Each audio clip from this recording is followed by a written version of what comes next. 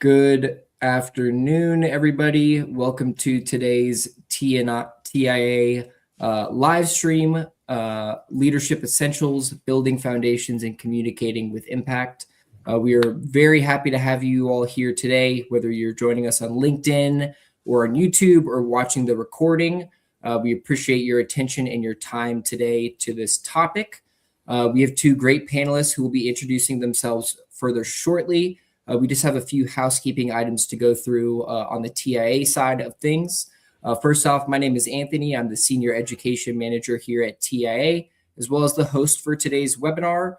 So if you ever have any questions about where you can get any TIA resources or anything that pops into your head, I can help point you in the right direction or send a follow-up email after.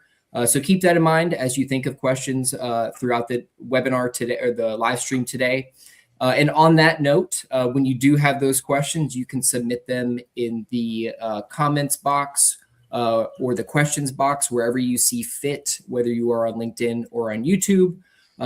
If you want to test that out now and let us know where you're joining us from, what you're excited to hear about today, or anything like that, we would love to hear from you. And again, as you think of questions throughout the live stream today, please submit them. And then at the end of the content today in the Q&A session, we will address any questions you have. And if we do not get to them, we will try to follow up with you after. Additionally, if you are watching the recording after and when you come back to this live stream recording to watch it, if you have a new question, you can just submit that also in the comment section, and then we will, after the event, try to check on it and make sure you get all of your questions answered. So with those housekeeping items out of the way, I'm now going to shift to the antitrust statement. Discussion, comments, and presentations during TIA functions must not refer to any past, present, or future rates, prices, or anything related thereto, include any reference to marketing strategies, include any discussion of boycotts of any person, product, or firm, or inhibit any members' employees from discussing employment with other member companies. Additionally, things you hear during the meeting that are confidential and private to TIA should not be shared publicly without its prior consent or used against or in competition with TIA. With that said, we have some expectations for the webinar or for the live stream today. We're going to be talking about two key leadership pillars, some practical and takeaways, relevant takeaways that you can leave this event today with and go back to your work setting and apply them. And again, we really want this to be as interactive as possible. So if you have any comments, feedback, and questions, as we mentioned throughout the event today, please feel free to submit them. With that said, Eileen and Georgette, if you'd like to introduce yourselves, we can get it started.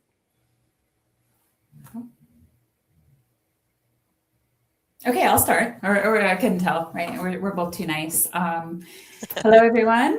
Depending on what time zone you're in, my name is Eileen Dabrowski, and I am the founder of Apex Tide Consulting.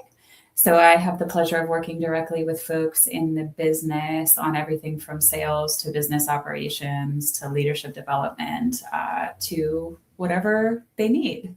But I've been in the industry a very long time. Disclosure, I'm also a huge nerd. So my PhD is in curriculum and instruction. And this has been one of the really cool things that I've actually gotten to use my PhD to produce would be this content. So we're excited to share with you some of the things and the why behind why we built this course and why we're so excited. So I'll turn it over to Georgette. Thanks, Eileen.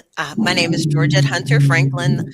I'm the Director of Learning and Development here at Mode Global. And my clients are anywhere from frontline employees to our executives, and that is professional development, leadership development, bringing in the right partners for sales training or any type of brokerage training that falls within my purview. So I'm super excited to join you all today. I have been in talent management and learning for 2 decades, and I am aging myself for 2 decades, and I've been in industry about 3 years, and I'm really excited to be involved with this program because I feel like it allows me to leverage expertise from the various industries that I've worked with, but also allows me to dive deep into the needs of our clients within the 3PL space. So, super excited to talk with you today about communication and communicating with impact, which is part of the content that I'll be bringing with the program. So, with that, I'll pass it back to Anthony or Eileen. Thank you both for that detailed introduction. We're very excited to have you two discuss this topic today. With that, let's start with the foundation because leadership scales once the basics are solid and there's that great foundation to work from. So Eileen and Georgette, I'll just throw this out there. What are some leadership foundations, and what do they actually mean? Going a little bit beyond the title of just the title of that designation. Yeah, so I'll start, and I'm actually going to take it back a step. If you've attended any of the other LinkedIn Lives specific to this course, you will see that there is a really diverse group of humans who have come together to build something that we wish we would have had. So when we say built by brokers for brokers, I mean that with every ounce of my soul. Leadership, in my opinion, being a leader is one of the most challenging but rewarding, if you do it right, kind of hats that we wear, but there's almost no development for it. And I think, when this group came together initially, it's kind of important to take it back to like where we started and how we got here. We all volunteered for this kind of initiative because this is something we wish we would have had. Most people in logistics become leaders by getting thrown into the fire. Hey, you were good at sales. Congrats. You're now in charge of humans. Or, hey, you can book the heck out of some freight. Great. You're now managing a team of booking reps or talent professionals or HR or whatever hat we wear. And it's one of those things that we figure out the good old fashioned way. And it's ironic that both Georgette and I have a learning and development background. Like that's what we do. So we understand how important it is. But the reality for most of us in logistics or transportation and supply chain is that there's no guidebook that equips us, right? Being a leader in logistics is totally different than being a leader in academia, where I came from, or corporate America outside this industry.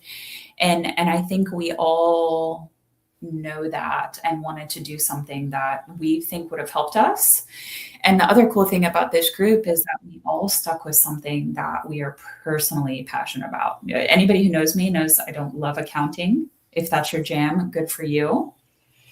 Not my favorite thing to do. George, that's laughing because she's heard me say that on our Right. I can teach you to do a P&L, but it doesn't give my heart the same joy. So naturally, I did not volunteer to teach that section of this course, right? So Georgia, I don't know if you want to give any thoughts about that before we actually answer Anthony's question, but no, it's so interesting that you mentioned that because talking about communication and effective communication brings me so much joy. And as you mentioned, raising our hands and volunteering to co-create this content, just spend so much time with it. It really is a passion. And so that is why I just think it's so valuable, again, because, becoming a leader doesn't automatically equip you to go lead other humans. And so I'm excited to hear your answer, because I'm thinking like the foundation is so important for anything. Just think about anything that you're building. And if you don't have the foundation, once you build that pretty house, what can happen? Like what? Let me try to answer that, Georgia. It's going to totally collapse and fall. I know, right? So I will go back to, ping it back to you on, what makes, those leadership foundations so important. Yeah. And one of the things that, like, when I made the shift from academia to this industry, one of the things that kind of was my first initial, and I've been doing this a very long time too. So like, I'll also date myself right there with you, Georgia. Right. Damn it, man. But I think one of the things that, we have to start with, do people even understand at a foundational level the difference between leadership and authority? Beyond that, do people understand an informal leader versus a formal leader? Do people understand the difference in, there's coaching, there's supervision, there's management, there's leadership? And how can you be good at that when we spend most of our time in what I would call firefighting? And the other thing that I think people really struggle with about leadership, and a lot of the folks I work with now, leadership is not about micromanagement. We don't have time and logistics to micromanage people. But what we do have to kind of master is, how do we foster accountability? And it's that foundation. So how can I hold a carrier sales rep or a shipper facing sales rep accountable if I haven't told them what their measures of success look like? If I haven't told them, hey, this is what a successful day looks like. This is how many outbound calls. This is how many this is how many people you should have in your pipeline. This is how many RFPs, right? We are so quick to pivot to results that we forget to literally look at the nitty gritty. Are we using the same language? And do we understand what that language means? Do we understand when it's valuable to invest our time in coaching and training, and right? And what we find is we don't actually lead. We are at the desk level, probably not doing true development, which is, in my opinion, true leadership.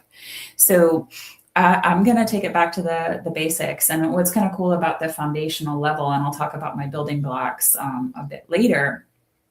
Foundation is about that level set, and a huge part of what I'm going to challenge people to do, because I have the pleasure of teaching a live in-person section of this. That's going to be that foundational level at Capital Ideas. And the reason I was so excited to do that in person is because a lot of what I'm going to do is make people flip-flop mirror and really do some inward reflection. Because if you can't level set with yourself about where you are as a leader and what you are great at, and maybe what you're a little less great at, then you're doing your people that you lead a disservice. So I'm really excited. I did my homework and I've already built the course. I know, right? I'm excited as well. All of that.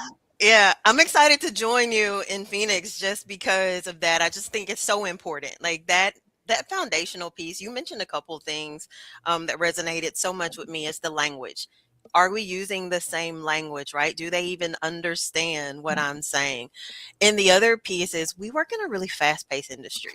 Like, most of the time people are blowing and going. There's not this time to sit and think about, what type of leader am I? Am I really delivering what needs to be delivered for my folks? And I always use this analogy with my leaders here is, when you have an opportunity like Freight Leadership Lab, it's a time for you to kind of stand on the mezzanine and you're taking a look at yourself, right? So you get a chance to sit down and really take a look at yourself and how you're leading your team, and how efficient or inefficient, how effective or ineffective, how that's mobilizing people toward the vision or not, and actually get a chance to do something about it and have that space with your peers to really be thoughtful and intentional about improving. So I love the space that this is going to create for leaders in industry to take a pause. It's like, hey, professional athletes practice 90% of their time and they play 10% of their time. With people in corporate or people in freight, it's the exact inverse. 90% of their time, they're doing it. Probably 95%, if I'm honest. They're out doing it. These small snippets of time, they get the opportunity to actually reflect on, okay, how can I be better at this? Like, should I be, will this help me make more money? Will this help me retain my folks? So super excited about this opportunity and to hear more about your building blocks.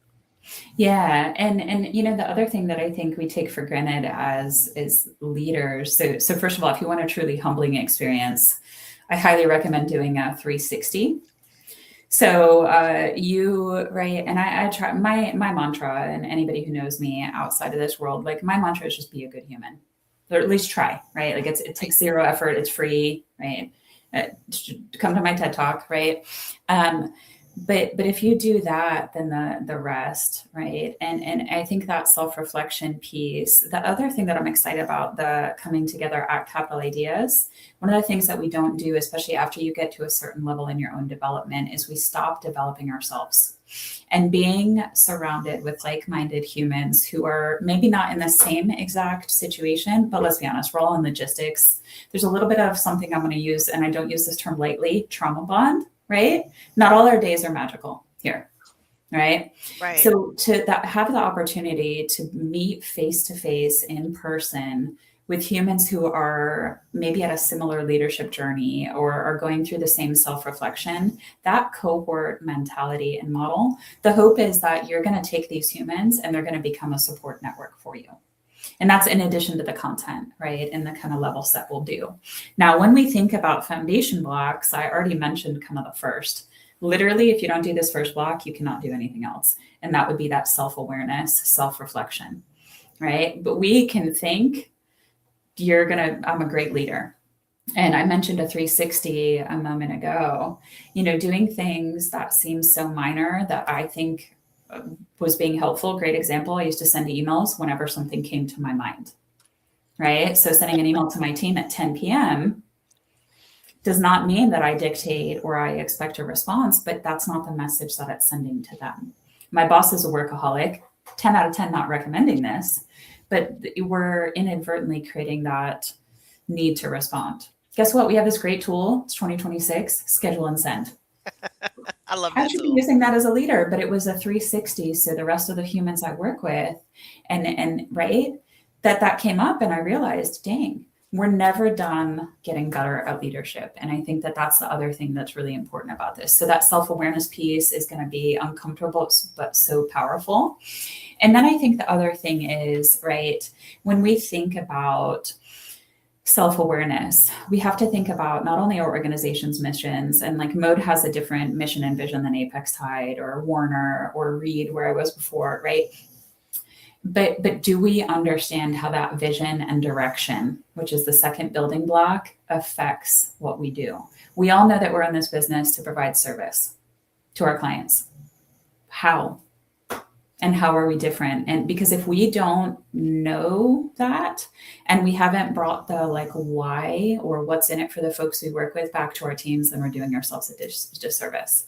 And if you go around to all your respective teams, I guarantee you, very few people can actually articulate your mission and your vision and your core values. And that's a huge miss, in my opinion. It is such a huge miss. It's one of those things. So we redefined our core values this past year, and a really big driver of that is, not to sound cliche, what got you here won't get you there, right? So our core values really were informed on where we are going as an organization, and we really simplified them in order for people to be able to understand, articulate, and internalize what those core values are and how they should inform the way we treat one another, the way we treat our customers, the way we make decisions, right? Things that we will do and things that we won't do, how we think about and approach change. So I love that that's, again, part of building blocks is, again, what is that vision? And it's so interesting. I was watching some of our co-facilitators last week, and one of the very first things that they said in the live stream is people are the differentiator. People are they're the differentiator here. We are all providing services, but it's do the humans that work at your company that you're leading understand what those core values are? Do they understand the expectation of how we're going to do the work? Yes, it's equally important for them to understand the what, right? The metrics, but how are we going to approach the way that we do work, make decisions, treat our customers? That's so awesome. What else? Tell me more.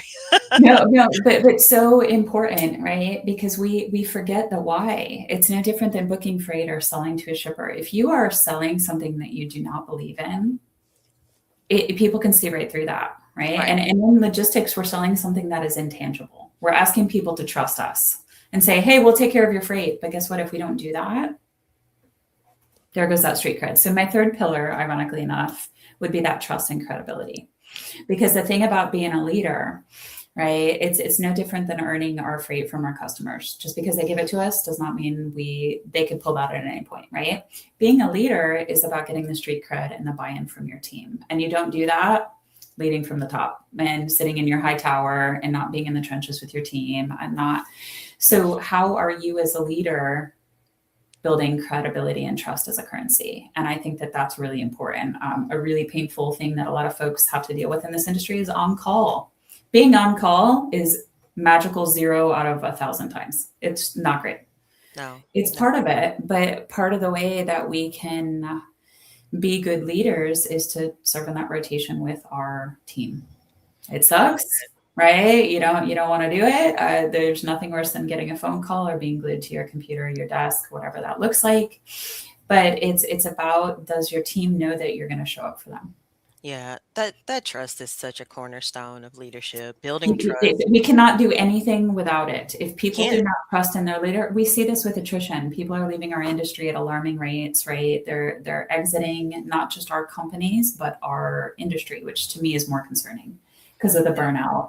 That's very real. We're going to talk about that too. But it's are we showing our team that we care? Are we leading by example? I'm big, you'll hear me use the term servant leadership. I am a big servant leader in the trenches with my team. I think it very much matters. Yeah. And we'll be talking about how we use trust and credibility, not just to undergird our services and our value prop, but to undergird our leadership style. And then once you do that, you can't really do anything with it unless you learn how to harness your ability to empower your team, which is my fourth building block. So empowerment. I think as leaders, especially leaders who do not have the luxury of being formally trained, at least early in their career, is, the answer sometimes becomes, it's easier if I just do it myself, right? Instead of taking the time to show somebody else, I'm just going to do it myself because it'll take me less time. That is one of the most detrimental things that we can do as humans, because the only way to truly learn our industry is to do it, to go down in flames, to be uncomfortable.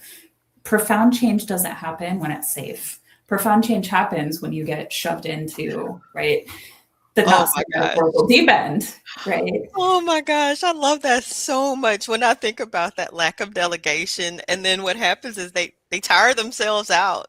And hence why burnout is such a very real thing. And look, guilty. Instead of me taking the time to show it, when I look at my calendar and I don't know when I'm eating lunch today, let alone when I'm going to do my other, right? It becomes, and that is so detrimental because, first of all, one thing we're going to talk about, that kind of, what's our succession plan, right? We do not talk about that enough. It's not about, I don't want to have to replace that human, or they're too good in their job. They are too good for you to lose in your company. That's so right. We have to figure out, how do I empower them to do what is best for them? That's also best for the company, right? So understanding what empowerment looks like, understanding how informal leaders impact empowerment. And then number 5, which is probably the hardest, but would be that accountability, right? Accountability does not equal micromanagement, but upfront contracts, expectations. I do something, everybody who's ever worked with me does something called a mutual learning contract, right? What do you need from me as a human? What's your preferred communication style? What is a deal breaker for you, right? I even asked, what would it take for you to get fired? Not like a traditional, but like, guess what? If they do that, it's the easiest termination conversation you've ever had. Well, hey, you've said, right, that if you, and it's about that, like, hey, how do you want, what's important to you, and how do I understand your boundaries as a human? That is a really difficult thing. And, we're so KPI happy today, and KPIs absolutely matter, but are your KPIs actually reflecting what you need to service the business? So from a very high level, we're going to be building out each of those and kind of talking through how it affects our ability to not understand where to allocate our time, training, coaching, supervising, managing, leading. But you can't do that until you understand the basics. Oh man, Eileen, I'm so excited. Like, I just feel like And these building blocks, this foundation in person, is so important. You know, so many of those foundational blocks inform the rest of the modules. You know, so much of accountability, delegation. Once you understand these things have to happen, communication is really the engine that gets you there, Yeah. right? It's like, well, how do I hold myself and others accountable? What does that look like? How do I build trust? What does that look like on a day to day? And it looks like saying and doing, being the same. I do what I say that I'm going to do, and when I don't, I'm accountable to it, and I come back and I'm accountable. Period. You know, Exactly. how do I build trust with others? Again, the same. You know, I do what I say that I will do. I don't avoid difficult conversations, but also make it safe to have difficult conversations. So I think for me, that's why I'm really excited that that is where they begin.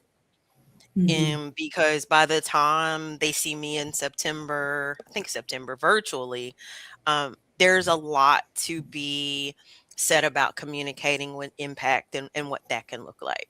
So I do feel like Totally. sometimes, yeah, in our industry, and when we think about communication, that's something that's not really measurable, but we can all feel it when it doesn't happen, right? And so part of what I shared in the 3PL article about communication being mission critical is it's a risk mitigator.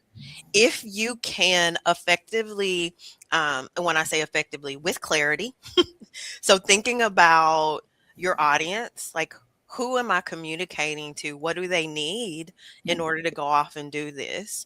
It can really mitigate risk. It can save you time. It is the differentiator, right?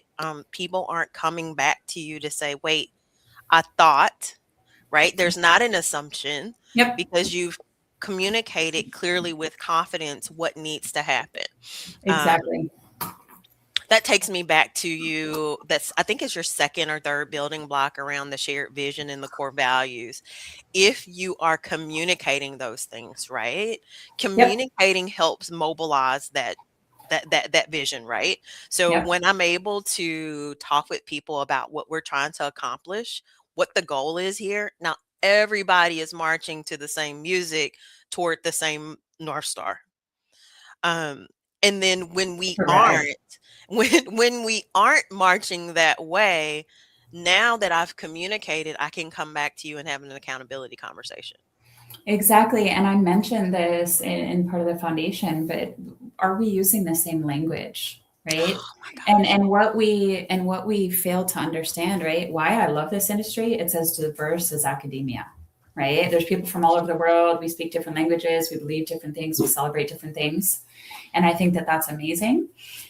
But it also makes communication even more important and even more difficult, right? If English is not my first language and I'm talking to somebody who also English is not their first language, we're going to have a communication breakdown. And that's assuming we call the same thing, because if we haven't learned this yet in logistics, we all have the same thing, but we have 9 different ways of calling it, right? It's a whole separate issue. But I think it's also, are we the type of leader who's publicly melting down on the floor, Oh yeah. right? If something goes wrong. There goes the accountability, right? Here goes the trust and credibility. Here goes that, right? Are we Yeah. sending snarky, yelling emails? What does all caps mean? Right? Because we forget as leaders, our faces communicate. Or you mentioned tone, Georgette, how we communicate at all levels. And unfortunately, when you're a leader, you got that magnifying glass Don't on you? you. We don't get to have bad days. We don't get to publicly melt down. I learned very early on in my career, if I wake up on the wrong side of the bed, or I'm a snarling monster, or I didn't eat a sandwich and I get hangry, whatever, right? That is, if I woke up on the wrong side of the bed, I would text my team. Hey, don't know why, can't get it together. I used to call myself a Krabby Patty. I'm being a Krabby Patty. Okay. Because Hey, then when I get to work or I interact with my team, if I seem different or off, they know it's not them. Because the other thing that miscommunication leads to is stories about, oh my God, I did something wrong, or my job's in jeopardy, right? right. Stress levels are pretty high right now in our industry. It's just hard to be a human alive today, right? Gosh. Thankful but darn it, it's hard. I think that we forget Yeah. that communication is literally, if we don't communicate well, we're not going to be great leaders.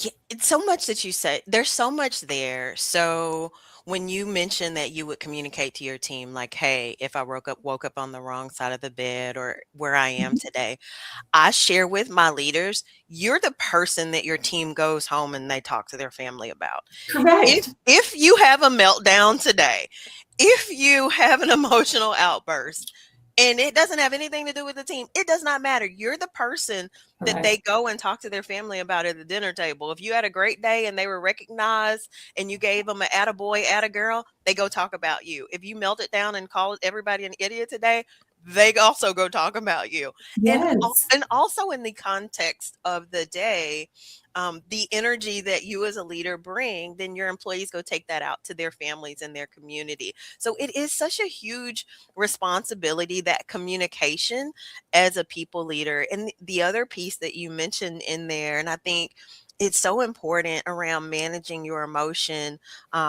Communication isn't just what you say. Communication is that body language. Yep. Communication is the email, your responses. Um, it's non-responses. You not responding is also communication. And so a couple things that I always tell my leaders about, n- well, we don't want to avoid difficult conversations. We don't want to compound an already bad situation. Yep. If you are emotional, notice your emotions, and there's nothing wrong with taking some time before you address it, but we don't want to avoid it too long. So notice your emotion. The next thing is really to share with leaders, what's your outcome here? What is it that you need this individual or your team to know? Like, what's the purpose Yep. of this Yeah, that why. communication? What's the why? Why are we doing this? Right.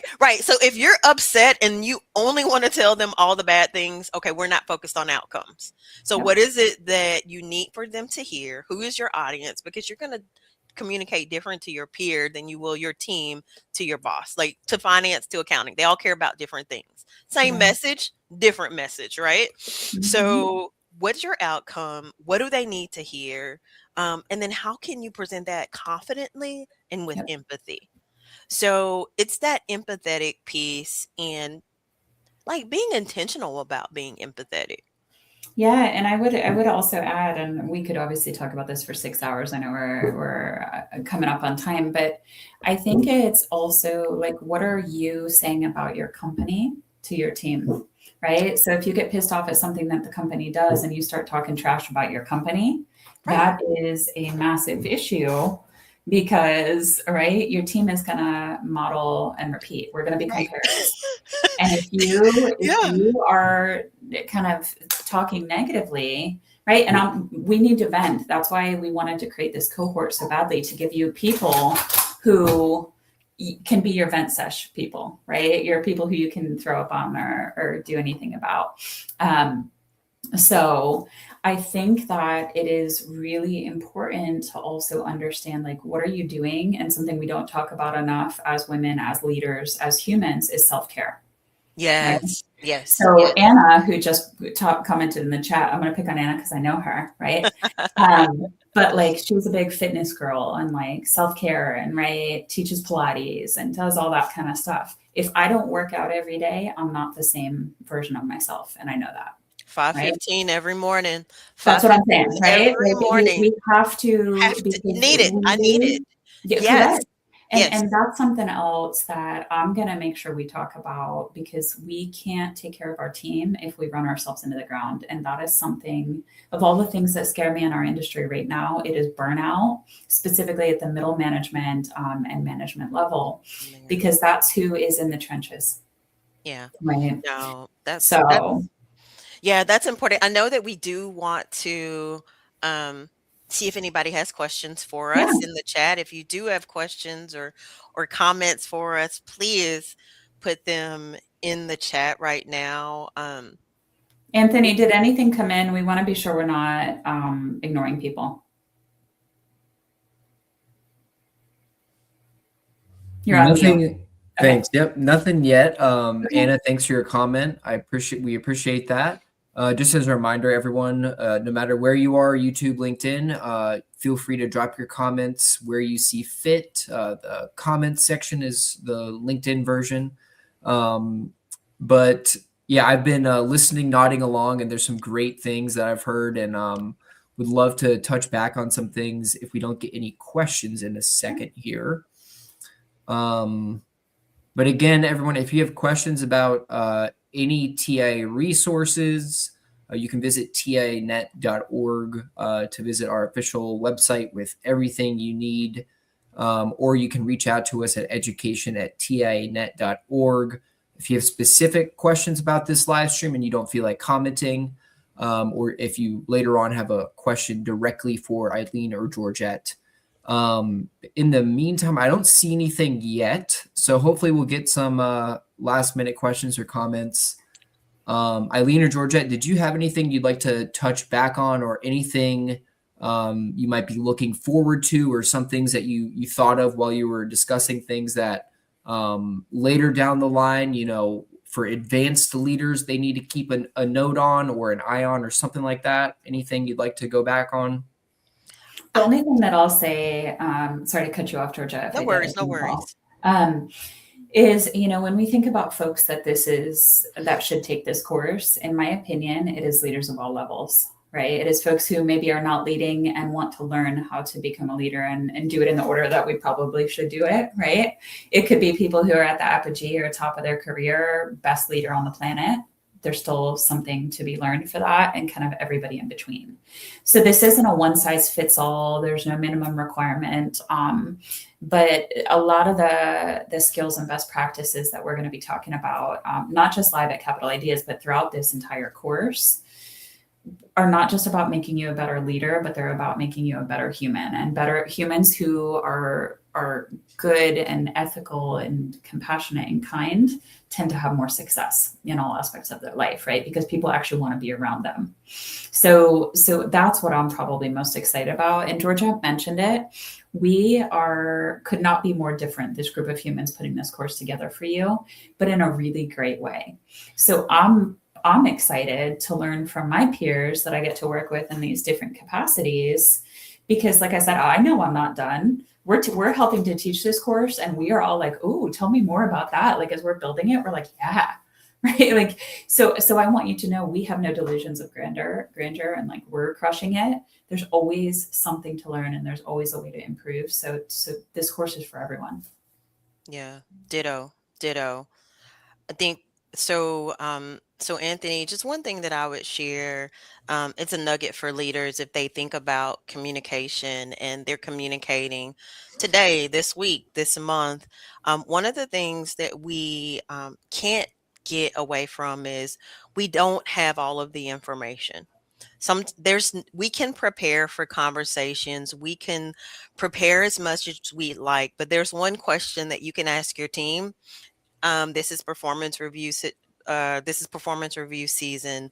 This is one-on-one season. It's one-on-one season because it's the beginning of the year and people are talking about goals. Yes, it should be one-on-one season all year. It should be. It should be setting goals and resetting goals all year, right?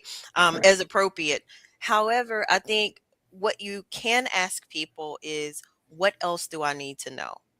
When you're sharing feedback, when you are approaching a situation and you're offering your perspective, ask for your employee, your peers' perspective. And after you are done, say, what else is it that I need to know that I didn't ask you? What don't I know? And give them an opportunity to share with you, because you can't possibly know all of the things, right? Oh, so we do have a question. I love that. So I'll pause, and Anthony, we can kind of look at the question in the chat. Thanks, Georgia. I love the question. I'm super pumped about it. Candace, shout out to you. I have the pleasure of working with Candace on a daily, so love this question. Also know where it's coming from. So first of all, let me go ahead and acknowledge that. So the question is, what communication behaviors have each of you found earn credibility in environments where women are often underestimated? Yes, girl.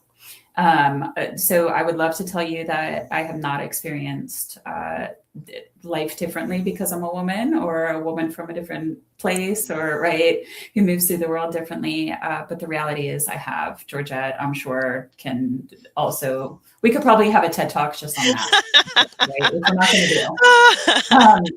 But I would say one of the most powerful things to answer your question about women being underestimated, I think one of the biggest misses that we have, I had a former leader, male, owned the company that I started my career with. I'm a crier. Self-disclosure. Somebody else is crying in the room, gonna start crying. Military family comes home from, deployment and surprises their family at a football game, mess. ASPCA commercial, also mess, right? And I was taught my whole life that emotion is a bad thing. And it's going to make me seem like a crazy woman. And right.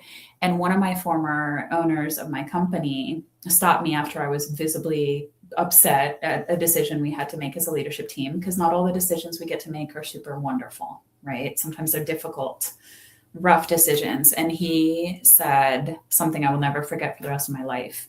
He's like, Eileen, you are my barometer. And I was like, of course, mess, right?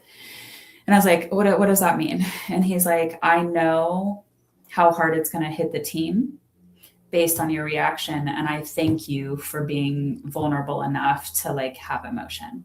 So emotion that is not vetted and that can hurt people, aggression, right? Putting people down, publicly chewing somebody a new one, not great behavior, right? Don't want to replicate that.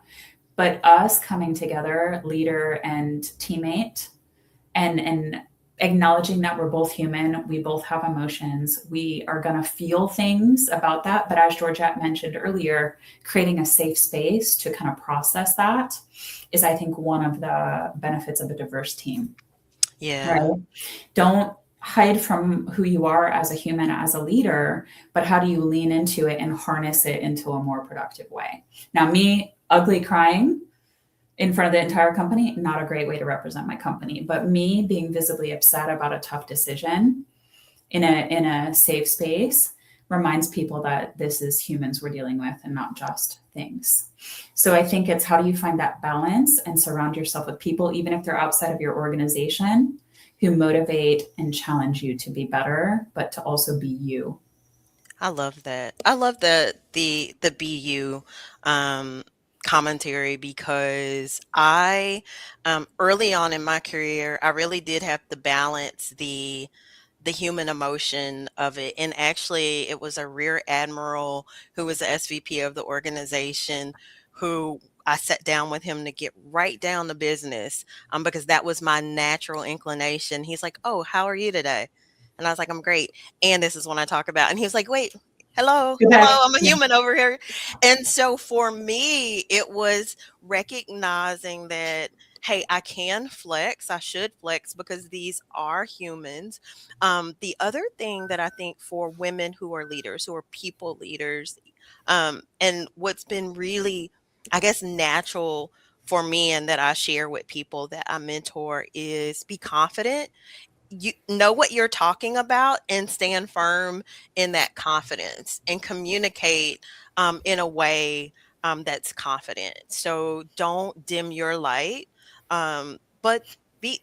No one has it all figured out, right? And that's something that you should know. No one has it all figured out, but be confident and know what the hell you're talking about. I'm sorry, I said I was going to edit myself for this. That was edited, Georgette. We work in logistics. It is. I mean, know what you're talking about and be confident in that, and be accountable. And when you're wrong, I'll say, and I know we're at time, so I want to be respectful of that. Candace, one of the things that I did very early in my career, we're taught to we don't advocate for ourselves enough as leaders, right? But to be fair, I don't remember what I did yesterday also, because of the trenches we're in and the fires. I started tracking my accomplishments, my wins, my opportunities, my fails, my kudos that I received. And it got to the point where I loved my end of the year review, because I was so ready, right? Do you want to see the list of things that I crushed this year for you? That is that ammunition. And I think one of the things that we struggle to do as leaders especially who also have other jobs, is how do we articulate what we do and how we move the needle. And I think if you have more ammunition to articulate what you do and the value you bring to the organization, it makes it harder to write you off. Yeah, I love that. So anyways, yeah, little tidbit. All right, Anthony, what else you have for us? I know we're pretty close to time. Yep. Thanks, Georgette. And thanks, Eileen, for that response. And Candace, thanks for your question as well. Unless we have any other last minute questions, I think this is a good wrapping up point. Georgette and Eileen, did you want to, wrap up any, one or two key takeaways to leave people with, some last minute words here before we send everyone off back to back to putting out fires? I will give Eileen the last word, but I think what's important is thinking about those foundational building blocks. If you have the space and time, definitely join Freight Leadership Lab. If for nothing else, the space with peers in this sense of cohort to really explore and advance your leadership. There's so much there when you think about becoming a leader in this industry or moving from one level to another. You never stop developing. So just inviting people out and never stop communicating with your team. Don't ever stop communicating with your team. Times are good, communicate. Times are tough, communicate. So don't ever stop the communication with your team, because in the absence of communication, people create their own stories. So bingo. Nicely said. I'll say two things really quick. So first of all, if you're a leader on this call, I also encourage you to think about the people on your team who could really benefit from attending this course, even potentially with you. Because I think the thing that we have to think about is, again, how do we keep the pipeline of great humans queued up behind us so that we can continue to grow, and so can they. So I don't just think about yourself, think about the humans you work with every day. And then the other cool thing about this course is if you sign up for the Freight Leadership Lab, you actually get a ticket to the TIA Capital Ideas Conference. So it's sort of like a 2-for-1 type situation. That's pretty legit. I know that every dollar counts in our industry and in our lives right now. So why not kind of hit two things? One, tailored development, and then the ability to learn from our traditional education tracks at Capital Ideas kind of equals a double win for me. So I'm big about ROI. That's some pretty damn good ROI. So. Perfect. Well, thank you, Eileen and Georgette. We really appreciate your time. And everyone for attending today. We appreciate it. And when you come back to the replay, if you have any more questions, feel free to drop them in the comments there. And Eileen and Georgette, if needed, we'll get back to you with any information. With that, we appreciate your time again. Thank you, Eileen and Georgette, and we will see you on the next live stream, everyone. Make sure you... Yeah, and we hope to see you in Phoenix at the Freight Leadership Lab. Thanks, everyone. Appreciate it. Thanks, Anthony. Take care. Check out tianet.org for more information. Thank you, everyone. Bye-bye.